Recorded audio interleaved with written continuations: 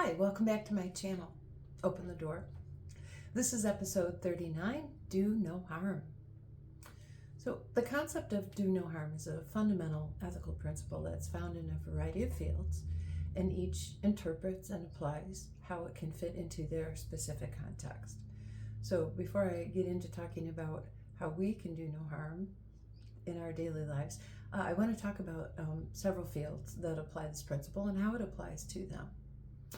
So first up is the medical field, and they emphasize the importance of do no harm by ensuring that the actions of healthcare providers don't cause unnecessary harm to patients. In environmental science and conservation, do no harm is found through sustainability to minimize the impact and preserve ecosystems, as well as efforts to protect endangered species and their habitats. In psychology and counseling, do no harm is applied to avoid causing psychological harm to clients and ensuring that treatments are safe and supportive and that confidentiality and consent is always followed to protect the privacy of the patients. In education, do no harm is applied through practices that do not discriminate against or harm students, and ensuring that all students have equal access to learning. Also in schools, they have bullying prevention and provide a safe and supportive environment to prevent harm from students. In the business and corporate world, ethical business practices and policies with fair labor and product safety practices are applied to do no harm, and businesses should strive to positively impact society and the environment through ethical operations and philanthropy, and through a concept called CSR, corporate social responsibility.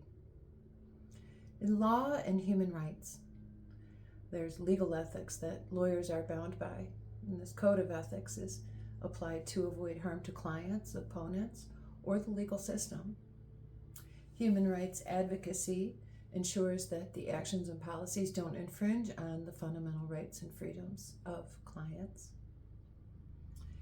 With technology and data ethics, do no harm is applied by ensuring that the collection of data, storage, and use of personal information is protected, and people's privacy and rights are also protected. And the AI and machine learning concepts develop and deploy technologies to avoid unintended harm to users. So in social work, client advocacy is promoted and used for the well-being of clients and communities, and trauma-informed care by recognizing and responding to the effects of trauma without re-traumatizing clients.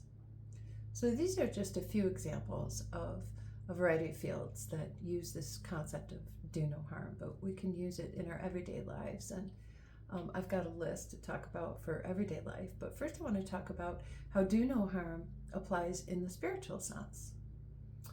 So those who are spiritually minded or religious minded or just kind-hearted minded use this do no harm concept to foster interconnectedness and a responsibility by leading lives that lead to the well-being of others as well as ourselves and the world around us through the use of compassion and kindness, and acting with empathy and understanding toward others, and seeking to alleviate their suffering rather than contributing to it.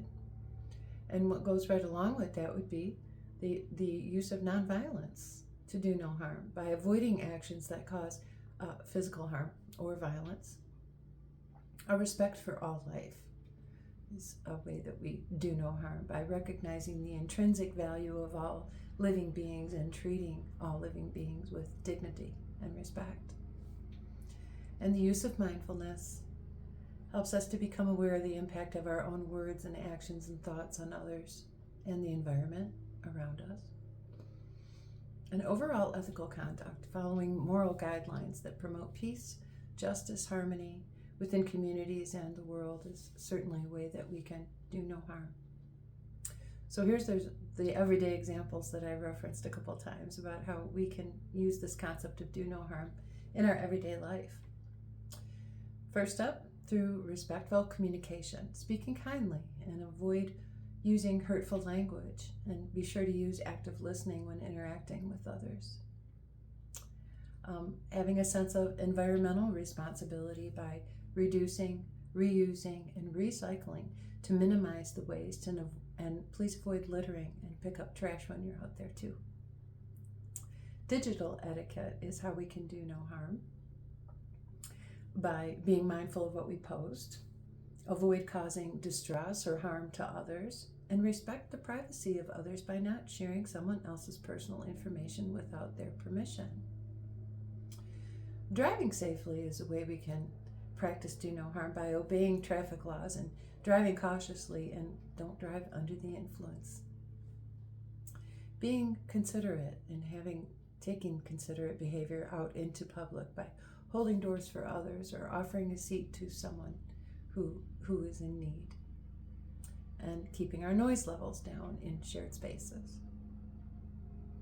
Our personal health and safety tie into do no harm by following health guidelines to prevent spreading illness to others. Don't put others at risk with our behavior or hurting the environment. Conflict resolution is another daily way that we can do no harm by addressing disagreements calmly and constructively without aggression or violence. And always seek to understand another's perspective. Pet ownership, another great way to do no harm, is ensuring that our pets are well cared for, kept on a leash for other people's safety, and making sure that we clean up after our pets as well. Helping others in general is a way we can do no harm by offering assistance to those in need without expecting anything in return. And last on the list is mindfulness and self-care, using self-care to tend to ourselves and avoid burnout, and being mindful of not overstepping someone else's boundaries. So, short and sweet lesson today on do no harm. I thank you for joining me today.